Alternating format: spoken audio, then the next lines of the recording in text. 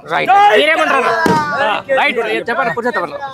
ఏం నడుస్తుంది, ఏమన్నారు స్పీచ్ ఎట్లా అనిపించింది? జోషా అన్న ఫుల్ జోషు. అసలు కార్యకర్తలు మాలాంటి కార్యకర్తలు సాధారణ ప్రజలు మేము అనుకుంటున్నాం, పోతుంటే వింటున్నాం, కేసీఆర్ స్పీచ్ అనేది జనాలకు దూసుకెళ్ళిపోయింది ఆల్రెడీ. ఎందుకంటే ప్రతి అంశం మీద క్లారిటీగా జనాలకు వచ్చిపోయే విధంగా ఆయన మాట్లాడిన తీరైనా ప్రతి అంశం మీద మాట్లాడినా ఈ గుంపు మేస్త్రి ఉన్నాడు కదా, గుంపు మేస్త్రికి నిద్ర పట్టదు. ఇక నిద్ర పట్టిన రాత్రి ఇక్కడ నుంచి కాంగ్రెస్ ఎమ్మెల్యేల మంత్రులైనా కూడా వచ్చే ఏ ఎన్నికలైనా కూడా ఖచ్చితంగా బీఆర్ఎస్ ప్రతిదీ కూడా ఏకగ్రీవంగా అన్ని కూడా దూసుకెళ్ళిపోతుంది.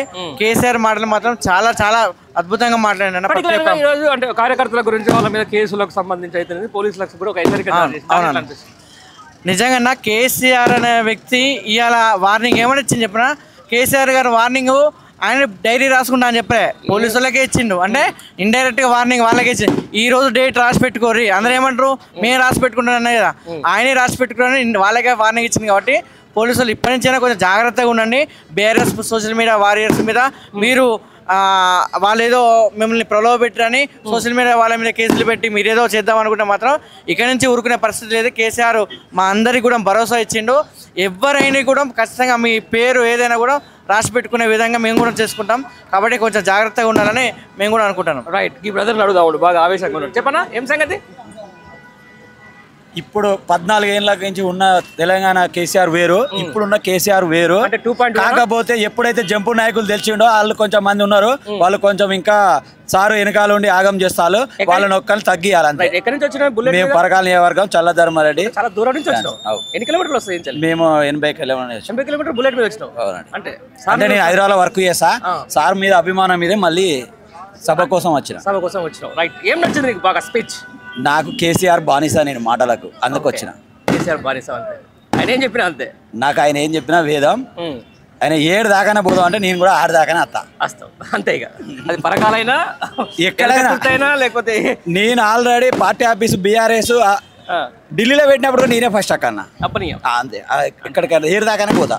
ఆ రోజు టికెట్ కూడా లేదు నాకు, వాళ్ళతో ఎక్కేసిన తర్వాత ఉన్నది అన్నారు, మళ్ళీ వాళ్ళే చూసుకున్నారు ఢిల్లీలో. బాగుంది. రైట్. ఇంకా చెప్పన్నా ఏం సంగతి, ఎట్లా నడుస్తుంది మరి? బ్రహ్మాండంగా జరిగింది కేసీఆర్ సభ. ఒక విషయం ఏంటిదంటే కేసీఆర్ సార్ ఏమన్నాడంటే నక్సలైట్ల విషయంలో ఎంతో మందిని వాళ్ళు కాంప్రమైజ్కి వస్తాం, మేము చర్చలకు వస్తామన్నా కూడా గుట్టల చుట్టూ కాల్చడం అనేది యావత్ ప్రజానీకం బాధపడే విషయం ఒకటి. ఇంకోటి ఏంటంటే ప్రజల సాక్షిగా కేసీఆర్ సార్ అన్నాడు, మీ అందరి సాక్షిగా నేను లెటర్ పెడతా ఢిల్లీకి, దమ్మున్న లీడర్ ఎవరంటే ఒక కేసీఆర్. కొంతమంది లెఫ్టిస్టులు వాళ్ళ తరఫున పోరాడతారు, కొంతమంది లెఫ్టిస్టులు కాంగ్రెస్ సంఖలో బీజేపీ సంఖలో చేరుకొని కొంతమంది ఉన్నారు. కానీ కేసీఆర్ నక్సలైట్లకు ధైర్యం ఇచ్చి లెటర్ పెడతా అన్నాడు. యావత్ ప్రజానీకం దాన్ని సంతోషపడ్డారు. అది ద గ్రేట్ కేసీఆర్. అదొకటి. ఇంకా బాగా నచ్చింది ఏంటిదంటే కేసీఆర్ సబ్జెక్టు ప్రజలకు ఏం కావాలి, ప్రజలకు వాటర్ కానీ లేకపోతే ప్రాజెక్టులు కానీ ఇంకేం చేయాలనేది ఆలోచన చేసుకుంటూ చేస్తాను. రేవంత్ రెడ్డి ఏమున్నది, అన్ని వాణి తిడదాం వీణి తిడదాం పొద్దుగాలైతే కేసీఆర్ ముచ్చట లేదు, బతకనే బతకడు. కేసీఆర్ ముచ్చట చెప్పా వాని మీద తొక్కకుండా అధికారం వచ్చింది తప్ప ఆయన గిదాభివృద్ధి చేస్తా అనేది ఉల్ఫా మాటలు తప్ప ఎప్పుడే కేసీఆర్ చెప్పినట్టు ప్రజలందరికీ అర్థమైపోయింది. రేపు పొద్దున నిలబడు రేవంత్ రెడ్డి గారు నిన్ను డిపాజిట్ లేకుండా కొడంగల్ డిపాజిట్ లేకుండా చేసడానికి రెడీగా ఉన్నారు. ఖబర్దార్ కేసీఆర్, రేవంత్ రెడ్డి. అన్న ఈ సభ మొత్తం సారాంశం ఏంటంటే 25 ఏళ్ళ ప్రగతి నివేదిక. తెలిసింది. ఒక రకంగా ఏంటంటే కేసీఆర్ మాటలలో నచ్చింది ఏంటంటే ఇప్పుడు అన్ని ఉచిత హామీలు ఇచ్చి ఎట్లా మోసం చేసిండు అనేది అందరిని ఎడ్యుకేట్ చేసిండు, అదొకటి. రెండోది ఏంటంటే ఉద్యమ స్పిరిట్ తోని ఏం చేయాలనేది అది చెప్పిండు. ఇక తిట్లా అంటే తిట్టవచ్చు, నా స్థాయి కాదు, నిన్ను మీ అసెంబ్లీకి ఎందుకు వస్తలేవని చెప్పి ఊకే అంటూ ఉంటారు కదా, దానికి నా స్థాయి కాదు, ఆడికి వచ్చి ఏం చేయాలి, కూరగాయల మాటలు మాట్లాడాలా అని చెప్పి ఇట్లాంటి గాంభీర్యం అనేది ఒక కేసీఆర్ దగ్గరనే ఉంటది. ఒక ఆత్మగౌరవ ప్రతీకగా టీఆర్ఎస్ పార్టీ ఉన్నది. టీఆర్ఎస్ పార్టీ నుంచి వచ్చిన కేసీఆర్ పెట్టిండు, దాన్ని ఇంత దాకా తీసుకొచ్చిండు. ప్రజలకు 10 ఏళ్ళ అనుభవం పదేళ్ల పరిపాలన చేసిన అనుభవం ఉన్నది ఇక్కడ. సమర్థవంతంగా చేసిండు. ఇప్పుడు ఒకటి ఏంటంటే మనం 14 ర్యాంకు పోయినాం అని చెప్పి ఆయన ఇప్పుడు అది మనంగా చెప్పేది అది కేంద్ర సంస్థలే చెప్తానే అని చెప్పి చెప్పిండు. ఇట్లాంటి మోసపూరిత హామీలు చెప్పి ఇంకా మోసం చేయొద్దనేది ఒకటి. రెండవది ఏంటంటే ఈ రేవంత్ రెడ్డి గారు 3 రంగుల జెండా, మా మిత్రుడు ఊకే అంటా ఉంటాడు 3 రంగుల జెండా పెట్టాలంటే 3 రంగులు కాదురా బాబు, నీ 3 పార్టీలు మార్చి వచ్చినావు. నువ్వు 3 పార్టీల రంగులు మార్చి టీఆర్ఎస్, టీడీపీ, తర్వాత కాంగ్రెస్ బట్టి ఇప్పుడు పరిపాలన చేస్తాను. మళ్ళీ నువ్వు 3 రంగుల జెండా అని చెప్పి అందరిని ముంచుకుంటూ వస్తాను అని పదే చెప్తాడు శంకర్.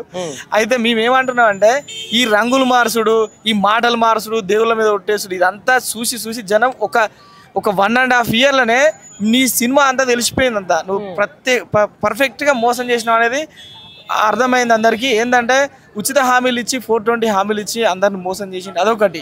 రెండోది ఏంటంటే ఇక్కడ మొత్తం బీజేపీ గవర్నమెంట్ తీసుకుంటే చర్చల ప్రతిపాదన మావోయిస్టులు పెట్టినా కూడా మీరు చేయకపోవడానికి అంటే బడితో ఉన్నోడిదే బర్రె అన్నట్టు, లేకపోతే బలం ఉన్నోడు హింసాత్మక చర్యలు ఏదైనా చేయవచ్చు, చంపవచ్చు, అరణ్యంలో మొత్తం నెత్తుడు దారాలు మారుతాయి అని చెప్పి అది ఏంటంటే ఓవరాల్గా మన ఇప్పుడు బీజేపీ గవర్నమెంట్ చేస్తే అక్కడ జరిగిన కాశ్మీర్లో జరిగిన దాడి ఉంది కదా ఉగ్రవాదులది, దమ్ము ఉంటే వాళ్ళని పట్టుకొని శిక్షించి ఆ కాశ్మీర్ ఉగ్రవాదులు ఎవరెవరైతున్నారో ఉగ్రవాదాన్ని మొత్తం సమూలంగా నిర్మూలించాలి. గజ్జయ్య శాతగాక మన దేశ పౌరుల్ని పట్టుకొని అంతర్యుద్ధం అని చెప్పి అదాన్ని అంబానీ ఆదానికి ఈ ఆస్తులన్నీ కట్టబెట్టే ఉపాయం చేస్తారనేదే వాళ్ళ ప్రతిపాదన. అదే ఇప్పుడు చర్చలు పెట్టుకొని నువ్వు ఇంతకుముందు 2004లో పెట్టిల్లు కదా, చర్చలు పెట్టుకొని నువ్వు వాళ్ళు ఏం చెప్తారో వినాలి కదా. ఒక డెమోక్రటిక్ ఇది కేసీఆర్లో కనబడే పవర్లో ఎన్నడూ కూడా ఒక్క ఎన్కౌంటర్ కూడా ఇక్కడ జరగలే.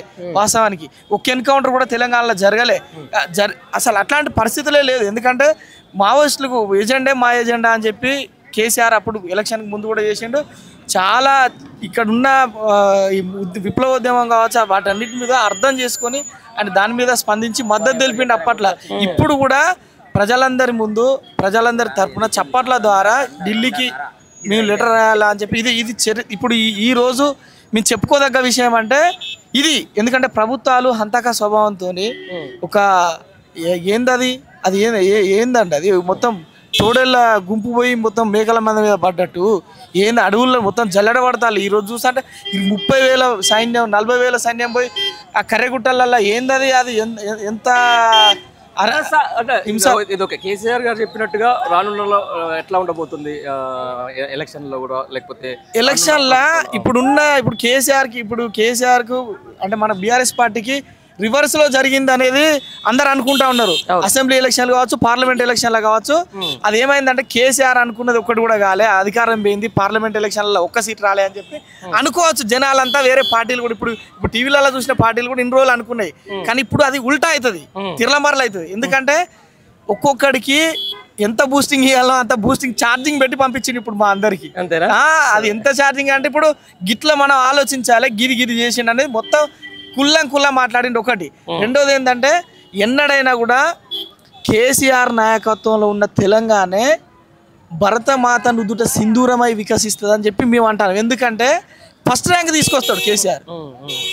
ఇది దేశానికే ఒక అందం తెలంగాణ, దేశానికి ఒక అందం దిక్సూచి తెలంగాణ. ఇది ఈరోజు క్లియర్గా మాకు కేసీఆర్ ఇచ్చిన ఒక గైడెన్స్ అనొచ్చు, ఒక దిశానిర్దేశం. 25 ఏళ్ళ బీఆర్ఎస్ పార్టీ చరిత్ర ఒకటి, ఇంతకుముందు ఏం చేసినాం, ప్రస్తుతం ఏంది, భవిష్యత్తు దిశానిర్దేశం చేసిండు. మేము చాలా హ్యాపీగా ఉన్నాం. వచ్చేది బీఆర్ఎస్ఏ, అందరు కూడా గుర్తుంచుకోవాలి. ఎవరు కూడా నారాజు కావద్దు. అధికార వర్గం కానీ ఇంకెవ్వరు కానీ న్యాయస్థానాలను ఆశ్రయించైనా కూడా న్యాయాన్ని కాపాడుతాం. మీకు అధికారం ఉన్నదని చెప్పి మీరు అరాచకాలు చేసినా కూడా మేము ఊరుకునేది లేదు. మా సోషల్ మీడియా వాళ్ళ మీద కావచ్చు, ఎవరు ప్రశ్నిస్తే వాళ్ళు హైడ్రా ఇవన్నీ ఒక్క అంశం కాదు, మొత్తం ఇప్పుడు 25 ఏళ్ళ పరిపాలనలో ఏమేమి ఇచ్చినాం, ఇప్పుడు ఏం జరుగుతుంది, ఇవన్నీ కూడా కూలంకషంగా మమ్మల్ని అందరినీ గైడెన్స్ చేసిండు ఒక రకంగా. దీనికి మేము చాలా హ్యాపీగా ఉన్నాం. వచ్చేది తప్పకుండా కేసీఆర్ గవర్నమెంటే. అది మీకు ఈ ప్రపంచానికి అందరు కూడా లోకల్ బాడీ ఎలక్షన్లలో తప్పకుండా ద్రోహులకు, ప్రజాద్రోహులకు వాళ్ళందరికీ కూడా ఖచ్చితంగా ప్రజలు బుద్ధి చెప్తారు. మళ్ళీ బీఆర్ఎస్ పార్టీ కేసీఆర్ నాయకత్వంలోనే మళ్ళా స్థానిక సంస్థలు గెలుస్తాయి. వచ్చే అసెంబ్లీలో కూడా వీర విజృంభణ బీఆర్ఎస్ పార్టీ విజృంభిస్తుంది. మామూలు విజృంభణ కాదు, 100 సీట్లకు పైగా గెలవకపోతే మీరు దేనికంటే దాన్ని